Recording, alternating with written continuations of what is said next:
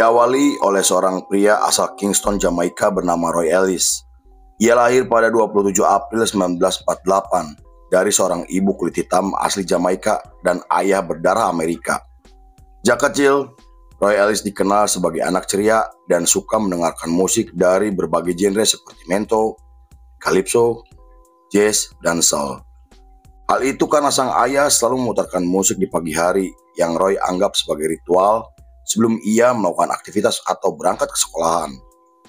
Ketertarikannya terhadap musik menjadi semakin membesar setelah sang ayah memberikannya trombon sebagai hadiah ulang tahun, sebuah alat musik tiup yang terbuat dari logam. Lalu ketika Roy berusia 10 tahun, ia kemudian mengasah kemampuannya dengan menjadi anggota paduan suara di gereja. Dua orang tuanya sangat mendukung Roy untuk menjadi musisi, karena mereka yakin jika ia akan menjadi musisi hebat dan akan mengubah dunia. Konon bakat bermusiknya diturunkan dari kakek sang ibu yang dikenal sebagai musisi jazz terkenal di Jamaika.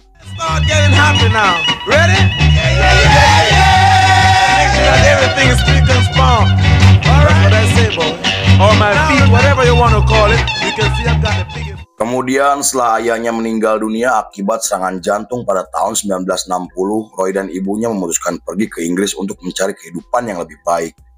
Di sana Roy tinggal dan tumbuh besar di kota Birmingham yang dikenal sebagai kota industri dan dihuni oleh para imigran asal Karibia. Ia kemudian bekerja di beberapa toko kelontong untuk biaya pendidikan dan membantu ekonomi keluarganya.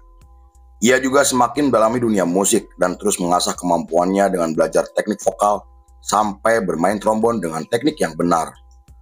Konon ia sempat belajar kepada Rico Rodriguez yang dikenal sebagai musisi instrumental sekaligus maestro dalam dunia trombon.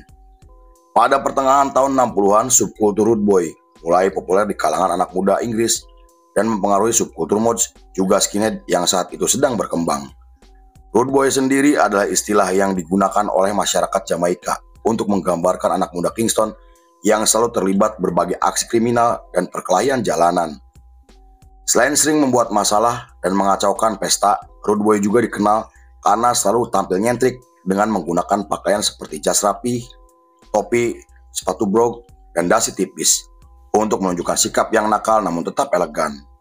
Mereka menyebut dirinya sebagai penggemar berat dari musik ska, reggae, dan rocksteady yang menjadi ciri khas dari musik Jamaika.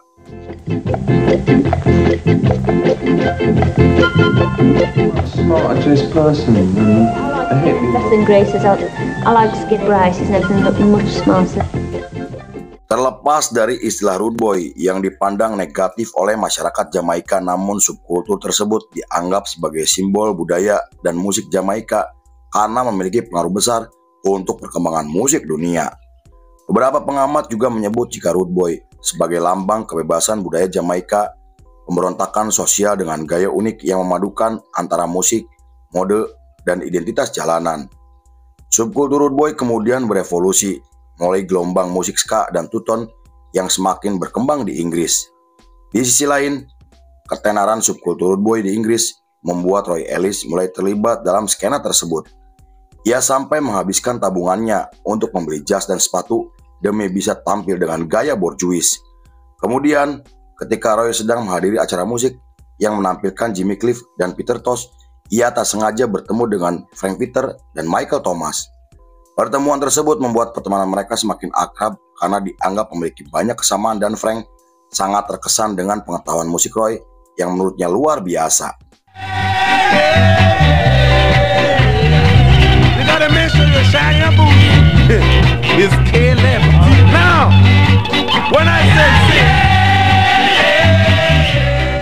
Beberapa minggu setelah itu, Frank dan Michael Thomas mendirikan band bernama The Beast.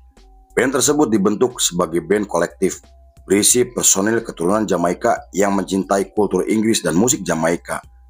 Selama menjalani sesi latihan, Frank merasa jika musiknya tidak memiliki karakter yang kemudian mengajak Roy untuk bergabung sebagai vokalis sekaligus pemain trombon. Awalnya Roy menolak ajakan tersebut karena ragu dan tidak percaya diri jika harus tampil di depan penonton. Namun setelah diyakinkan oleh sang ibu dan kedua temannya, Roy akhirnya mau bergabung dan resmi memulai karirnya sebagai musisi profesional. Kemunculan mereka langsung menarik perhatian banyak orang karena dianggap sebagai band yang unik dan sangat berbeda. Selain membawakan musik Jamaika seperti ska, reggae, dan rocksteady, mereka juga menambahkan kultur skinhead yang saat itu sedang populer di kalangan anak muda.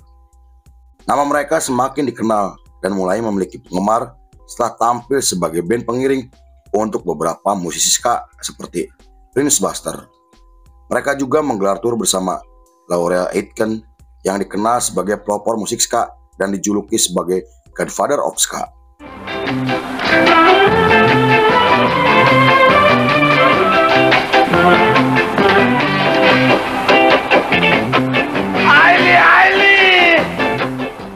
Kemudian setelah mereka mengubah nama bandnya menjadi The Pyramids, mereka mendapatkan keberhasilan setelah merilis lagu pertamanya yang berhasil sukses secara komersial.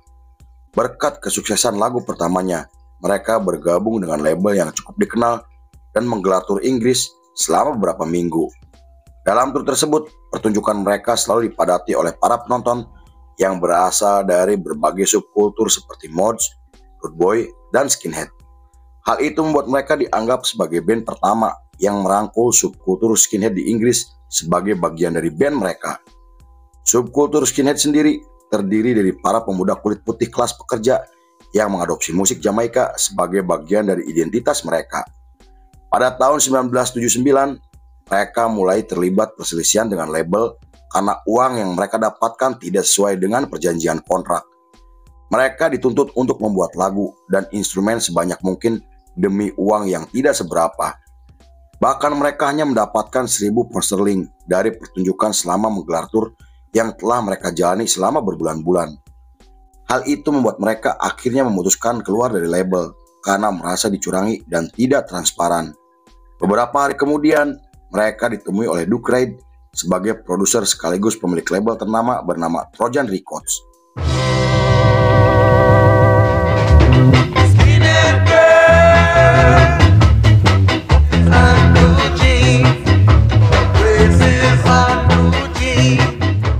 Dalam pertemuan tersebut, Duke meminta untuk bergabung dengan labelnya karena tertarik dengan musik dan karakter yang mereka tampilkan. Selain akan memberikan fasilitas, Duke juga akan membebaskan mereka dalam berkarya dan akan transparan yang membuat Roy akhirnya memilih bergabung dengan Trojan Records. Beberapa hari kemudian, mereka kembali merubah nama bandnya menjadi Say Marip yang diambil dari ejaan kata terbalik Pyramids tanpa menggunakan huruf D. Di sisi lain, Trojan Records adalah label pertama yang mengenalkan musik khas Jamaika ke masyarakat di Inggris. Selain itu, label tersebut juga memiliki peran penting dalam menyebarkan pengaruh musik Jamaika hingga membentuk subkultur di Inggris seperti mods dan skinhead reggae. Pada tahun 1970, Say Marip merilis album pertamanya yang berhasil sukses secara komersial dan mendapatkan banyak ulasan positif dari para kritikus musik. Selain menampilkan beberapa lagu seperti Skinhead Girl, album tersebut juga menampilkan lagu berjudul Skinhead Moonstorm yang digambarkan oleh para jurnalis sebagai lagu ska klasik sekaligus lagu paling terkenal dalam sejarah ska di Inggris. Tak hanya itu, mereka sampai dianggap sebagai band skinhead reggae pertama yang memiliki pengaruh besar untuk perkembangan musik ska di dunia. Mereka juga dianggap menjadi simbol penting dalam sejarah musik di Inggris karena peran mereka dalam menjembatani budaya antara komunitas imigran Karabia dan pemuda di Inggris melalui musik. Berkat kesuksesan album pertamanya, mereka kemudian tampil di festival musik yang digelar di berbagai negara seperti Jerman, Polandia, dan Amerika. Mereka kemudian tampil satu panggung dengan band ska legendaris asal Jamaika bernama The Scatalysts yang berisi para musisi kawakan. Pengalaman tersebut kemudian diceritakan oleh Roy Ellis ketika wawancara di mana Roy mengatakan jika ia merasa terhormat bisa tampil bersama The Scatalysts. Raise your hands out. It's good to be wise, but for once, certain you think. Pada tahun 1971, mereka memutuskan pindah ke Jerman Barat untuk menemukan suasana yang lebih ramah dan lebih stabil. Hal itu bukan tanpa alasan karena Inggris sedang mengalami krisis ekonomi dan ketegangan rasial yang dipicu akibat kebijakan pemerintahan.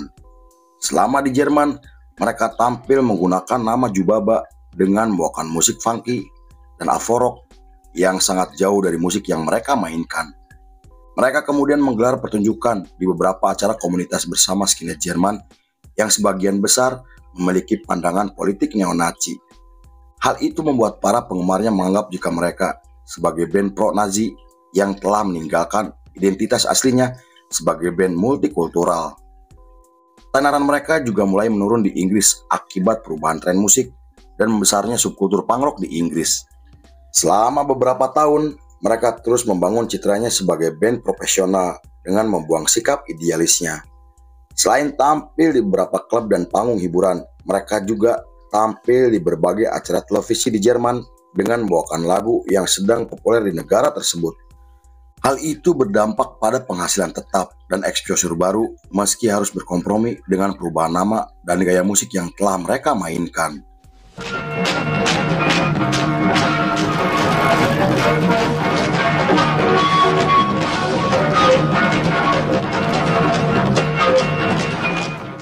Pada tahun 80-an, citra skinhead mulai tercoreng dengan kemunculan skinhead ekstrim sayap kanan yang dikenal sebagai Bonehead. Roy Ellis kemudian menciptakan lagu untuk mengembalikan skinhead ke akar aslinya sebagai gerakan multikultural, pemberontak, kelas pekerja, dan anti-rasis yang menyatu melalui musik Jamaika. Menurutnya, skinhead sendiri bukan gerakan rasis seperti yang dituduhkan oleh banyak media.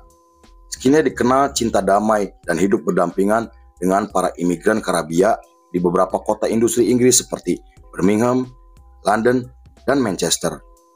Namun karena Seymour selalu menggunakan kata skinhead di dalam lagu-lagunya, sebagian orang mulai menganggap jika mereka adalah bagian dari kelompok skinhead neo-Nazi atau bonehead.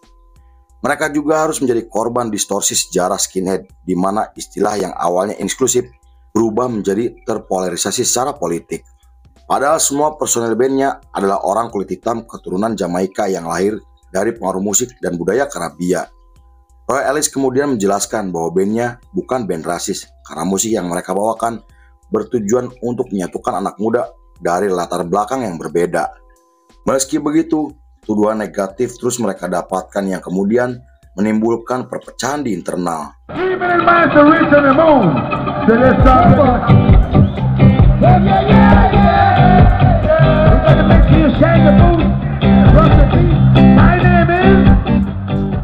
Pada tahun 1985, mereka merilis album terbarunya yang diproduksi oleh label asal Jerman.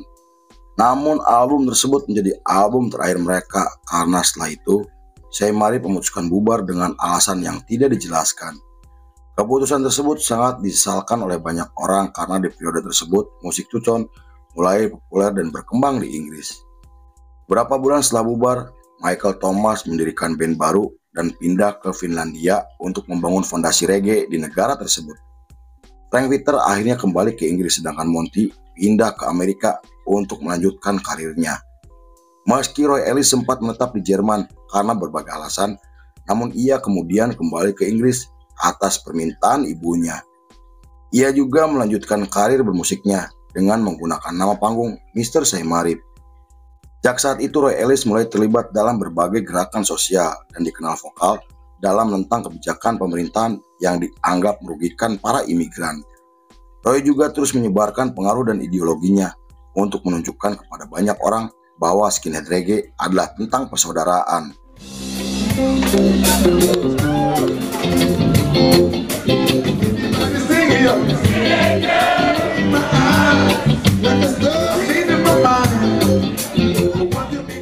Di sisi lain, Seymour telah diakui oleh dunia sebagai band yang memiliki pengaruh besar dalam sejarah musik karena menjadi penghubung antara musik Jamaika dan subkultur skinhead di Inggris. Mereka memainkan peran penting dalam pembentukan identitas skinhead reggae dengan lirik, gaya, dan ketukan yang mencerminkan kehidupan kelas pekerja namun tetap dengan akar musik Karabia. Musik dan penampilan mereka juga membantu membentuk identitas skinhead sebagai komunitas multirasial, inklusif, dan kelas pekerja. Mereka menyumbang semangat dan estetika ska yang menginspirasi banyak band 90-an dan 2000-an. Bahkan menurut sejarawan budaya, mereka menjadi band yang mampu menunjukkan kepada dunia bahwa musik Jamaika bisa menyatukan orang dari berbagai ras, ideologi, juga agama.